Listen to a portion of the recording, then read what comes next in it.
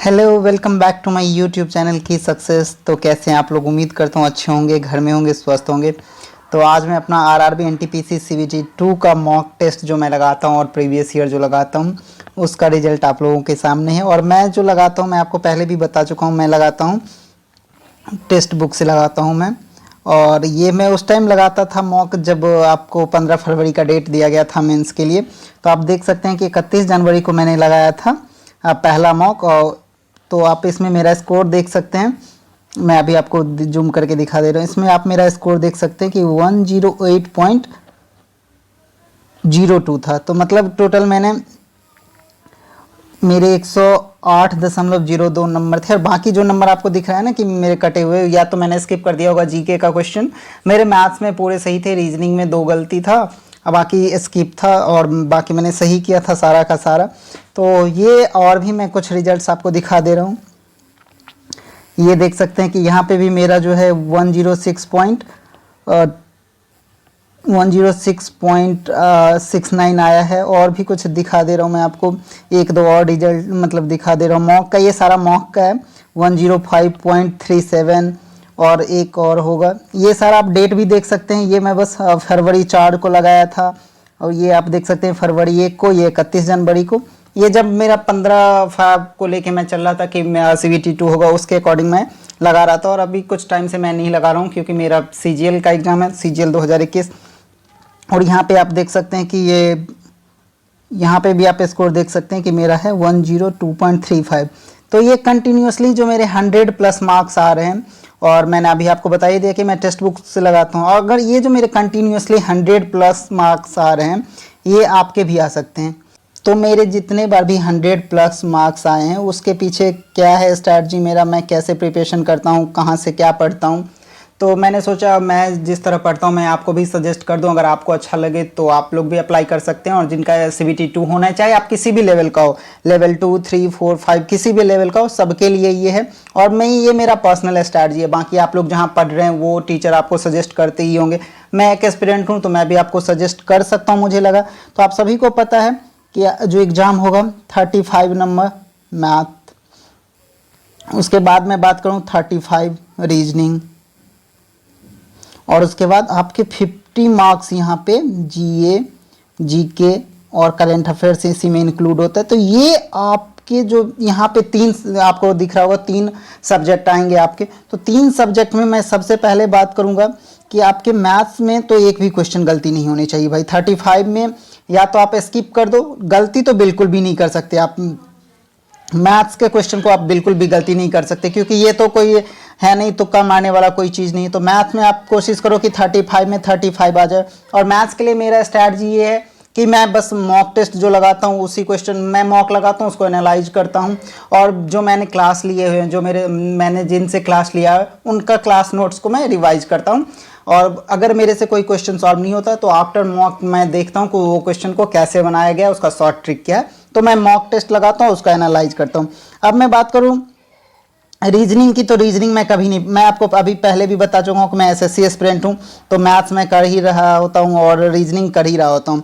और ये 50 number GK GS, इसमें साइंस भी जो इंक्लूड होता है, आप सभी को पता है कि इसमें साइंस भी इंक्लूड होता है। आइए अब मैं बात करता हूँ कि मेरा स्ट्रैटेजी क्या है, कैसे मैंने 100 प्लस जो सारे मॉक्स में आप देख रहे हैं उसमें 2 प्रीवियस ईयर भी है, 2 प्रीवियस ईयर क्वेश्चन के 2 प्रीवियस ईयर है और 2 मॉक है। तो मैंने हर बार कैसे 100 प्लस किए और मेरा स्ट्रैटेजी क्या है वो आइए मैं आपसे शेयर करता हूँ। मेरा मन कर रहा था कि मैं आपको सामने से आके दिखा सकूँ, अपने नोट्स भी दिखा सकूँ। तो इसके लिए मैं अलग से एक वीडियो बना दूंगा। फिलहाल मेरा एग्ज़ाम है CGL का, तो जिसकी वजह से अभी ज़्यादा टाइम नहीं मिल पा रहा है। फिर भी मैं आपसे सोचा कि आपसे मतलब नेक्स्ट मंथ पेपर है, तो इस एक मंथ में आपको कैसे क्या करना चाहिए, तो इसके लिए मैं अब सोचा कि अपना स्ट्रैटेजी बता दूं। तो आप सभी को पता है कि इसमें 3 सब्जेक्ट हैं, आप सभी को पता है। और जो सब्जेक्ट हैं वो है मैथ्स, रीजनिंग और जीके में सारा कुछ आता है, साइंस, करंट अफेयर्स, ये सारे चीज़ आपको पता ही है। ये 3 सब्जेक्ट हैं। और नंबर ऑफ क्वेश्चन भी आपको पता ही होगा कि कितने कितने आते हैं।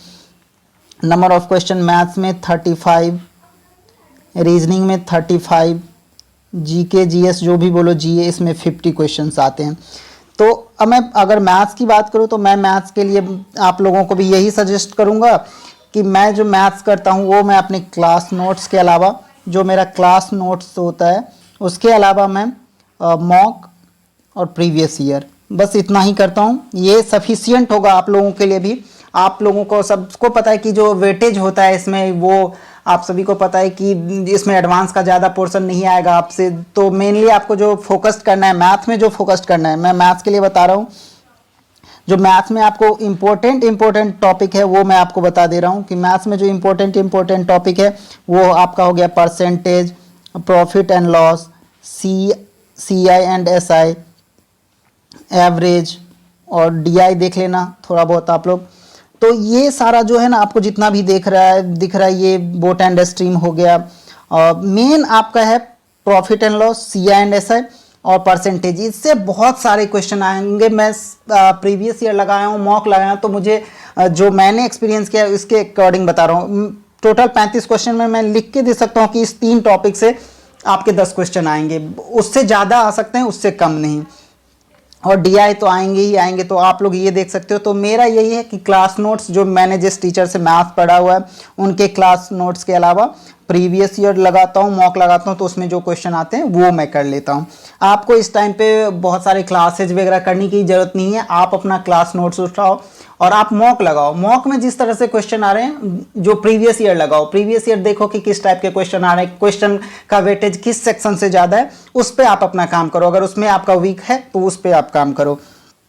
और आपको मैं पहले भी बता चुका हूँ कि मैं एसएससी का एस्पिरेंट हूँ, तो मुझे तो सारा मैथ पढ़ना होता है, एडवांस से लेके इधर एडवांस भी पढ़ना होता है मुझे। तो अर्थमेटिक के साथ साथ मुझे एडवांस भी देखना होता है।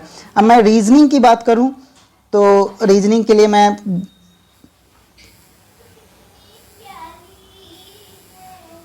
रीजनिंग में मैं ज़्यादा कुछ नहीं करता हूँ।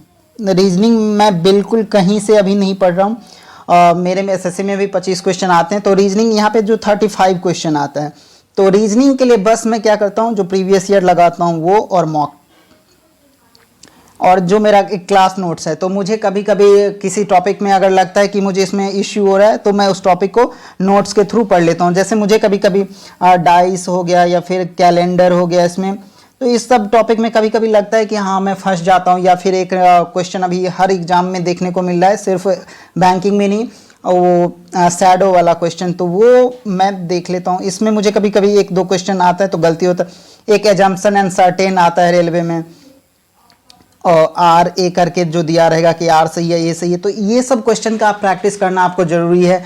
और एक और इम्पोर्टेंट है इसमें जो रेलवे में आता है बहुत ज़्यादा, वो है सिलॉग। तो इस सब टॉपिक को आपको अच्छे से कवर करना है रीजनिंग के लिए। ये 4-5 टॉपिक को अच्छे से कवर करना है।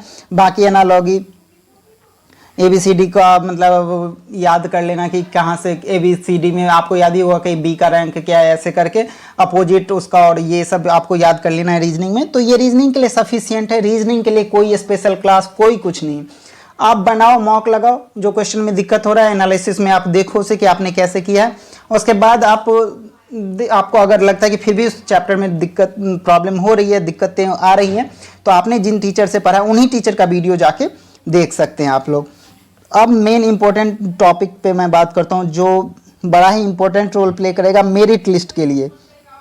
आपका मेरिट अगर कोई बना सकता है तो वो है जीके, क्योंकि मैथ्स रीजनिंग ऑलमोस्ट हर बच्चा कर लेता है। जीके में अगर आप 50 में 40 प्लस कर लिए, आपने 40 या 40 प्लस कर लिया, तो आपका सिलेक्शन 100% है। 40 मान के चलो, आप 35 प्लस भी कर लिया ना आपने, तो आपके सिलेक्शन के चांसेस बहुत बढ़ जाएंगे, मैं सच बता रहा हूँ। तो जीके मैं कैसे पढ़ता हूँ, आइए मैं आपको बताता हूँ कि मैं जीके कैसे पढ़ता हूँ, कहाँ से पढ़ता हूँ। तो जीके के लिए सबसे पहले इसमें जो इम्पोर्टेंट रोल प्ले करता है करंट अफेयर्स। तो करंट अफेयर्स जो मैं पढ़ता हूँ वो मैं आप अड्डा 247 का पीडीएफ पढ़ता हूँ। मैं मंथली आता है उसका पीडीएफ, वो निकलवा के, प्रिंट निकलवा के मैं ये पीडीएफ पढ़ता हूँ। उसके बाद अगर क्लास की बात करूँ कि अगर मैं किसी का क्लास देखता हूँ तो मैं आप लोगों को उत्कर्ष क्लासेज हैं एक, इनका देखता हूँ। करंट अफेयर्स का 1 आवर का वीडियो आता है, 1 या 1.5 डेढ़ घंटे का भी वीडियो रहता है कभी कभी, तो वो मंथली वीडियो आता है उनका, तो वो मैं देख लेता हूँ करंट अफेयर्स के लिए, और पीडीएफ पढ़ लेता हूँ पूरे महीने का। और ये उत्कर्ष क्लासेस जो हैं वो भी सर जो है वो पूरे मंथ का ही कवर करवा देते हैं ऑलमोस्ट। तो करंट अफेयर्स के लिए ये हो गया। अब स्टैटिक जीके की बात करूँ, स्टैटिक जीके की बात करूँ तो मैं बता रहा हूँ कि मैं कहाँ से पढ़ता हूँ।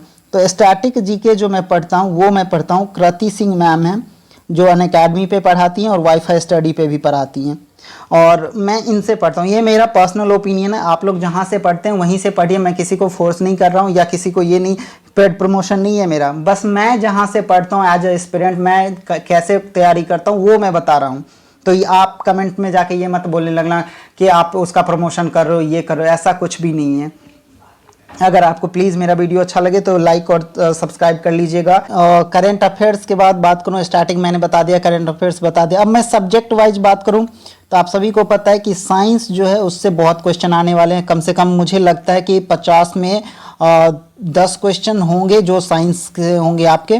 तो साइंस के लिए एक लुसेंट का साइंस आता है, वो आप कर सकते हो, देख सकते हो, या फिर एक और ओवरऑल बुक आती है एसपीडी का, वो आप देख सकते हो। और ये हो गया आपका साइंस का हो गया। उसके बाद बाकी सारे सब्जेक्ट के लिए मैं यही फिर से एक ही बात बोलूँगा कि बाकी जो भी सब्जेक्ट्स हैं आपके, पॉलिटी हो गए, तो पॉलिटी में आपका पॉलिटी में इंपॉर्टेंट टॉपिक जैसे हो गया प्रेसिडेंट हो गया, उसके बाद प्राइम मिनिस्टर, गवर्नर, उसके बाद वाइस प्रेसिडेंट, आर्टिकल, कॉन्स्टिट्यूशन में मतलब आप देख सकते हो। और उसके बाद आर्टिकल के अलावा कि इंडियन कॉन्स्टिट्यूशन का जो पार्ट है वो कौन से देश से क्या लिया गया है, ये सब पॉलिटी में देख सकते हो। हिस्ट्री में आप मॉडर्न हिस्ट्री और क्या एंशिएंट, और ये तीनों पार्ट को देख सकते हो आप, मिडवेल देख सकते हो। लेकिन मॉडर्न पे ज़्यादा फोकस करना क्योंकि मॉडर्न से ज़्यादा क्वेश्चन आते हैं। और इन सब के अलावा मैं आपके पास जो भी क्लास नोट्स हैं आपके, जिन भी टीचर के आपने इतने दिन से पढ़ा होगा तो आपके पास क्लास नोट्स तो होना ही होना है। तो वो सारे क्लास नोट्स से आप हिस्ट्री, ज्योग्राफी, पॉलिटी, इकोनॉमिक्स ये सारे कर लेना, साइंस कर लेना आप।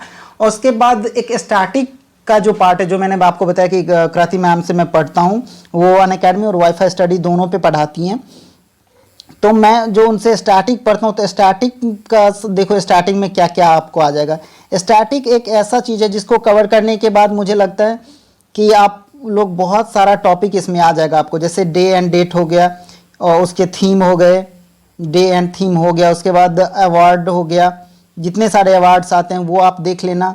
अवार्ड्स के बाद की बात करूं तो इसके बाद इसमें आप देख सकते हो गवर्नर, अपॉइंटमेंट वगैरह, जितने सारे अपॉइंटमेंट्स होते हैं वो।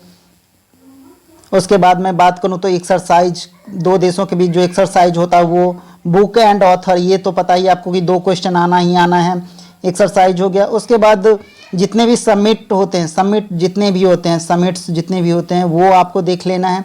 तो ये सारा एक इम्पोर्टेंट रोल प्ले करने वाला है आपका स्टैटिक जीके, क्योंकि ये सबसे ज़्यादा आजकल देखने में आता है कि ये, और स्पोर्ट्स, अपकमिंग स्पोर्ट्स इवेंट जो भी होता है, अपकमिंग स्पोर्ट्स इवेंट या जो प्रीवियस में हुए, कहाँ पे हुए, उसके विनर कौन है, तो ये सारा क्वेश्चन अभी ट्रेंडिंग में है, तो आपसे इस तरह का क्वेश्चन पूछा जाता है।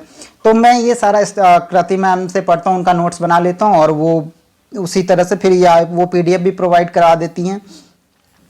तो इस तरह से, तो ये सारा चीज़ करने के बाद जो मेरा मॉक का स्कोर आ रहा था वो इतना आ रहा था। आप देख सकते हैं फिर से कि 108.2, उसके बाद आया 106.69, 105.37, 102.35।